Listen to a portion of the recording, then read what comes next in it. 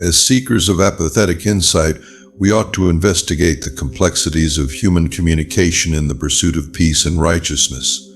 Our perspective doesn't simply ask us to shape strength in ourselves, it similarly prepares us to see with clarity. Today we dive significantly into grasping the signs of poisonous quality, an earnest outline of safeguarding our internal congruity and boldness. Permit us to examine together, equipped with encounters from apathetic intellectuals, how to recognize the people who could mislead us from our way. Sign 1. Control concealed as friendship. A gift comprises not in what is finished or given, but rather in the expectation of the provider or practitioner. Seneca cautioned once. Be cautious with those whose mindfulness is a facade for control. The harmful soul regularly disregards maltreatment with the charm of cooperation. We should pay attention to what is introduced, why and how things are arranged. Real fellowship searches for normal turn of events, not narcissistic augmentations covered in magnanimity.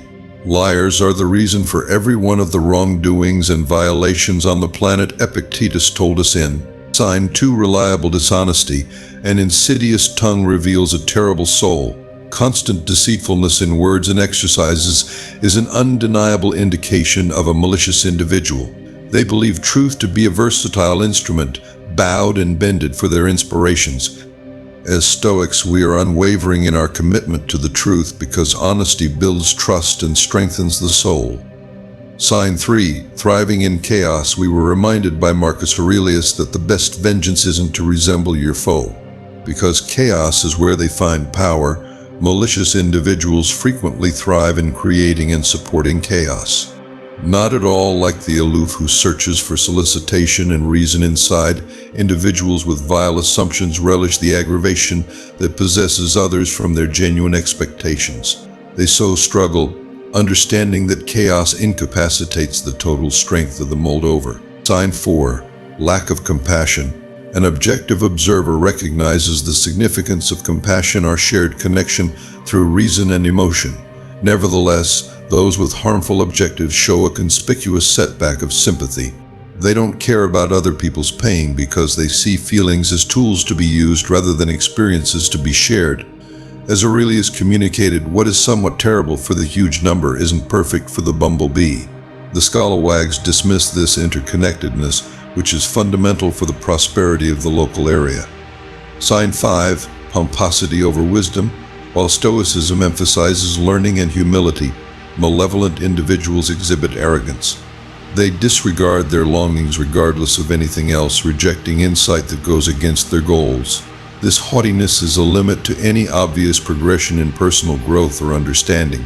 We ought to be mindful, for as Seneca took note, it is the power of the cerebrum to be unconquerable. In seeing these signs, we outfit ourselves with more than data. We sharpen our astuteness and harden our motivation. We are not just avoiding the poisonous, we are really picking the aloof way of life, grounded in restraint and reason. Treat this excursion in a serious way on the grounds that every mindfulness step constructs a fortification around your spirit. As we close our assessment, recall that the perspective of standoffish quality isn't inert. It is a wellspring of motivation to live deliberately and with moral mental guts. Contemplate these bits of knowledge, discuss them with your friends, and use them in your ordinary connections. Together, as a community dedicated to virtue, we will remain unbroken regardless of what lurks in the shadows. Permit us to set up our minds like we'd arrive at the finish of life. Nothing ought to be put off. We should keep our everyday books all together. Marcus Aurelius wrote, "The person who puts the last little details on their life every day is never shy of time." May this shrewdness serve as a guide for us, and may the excellences we treasure illuminate our paths. Come along with us on this journey, and let's learn to be more resilient like the Stoics.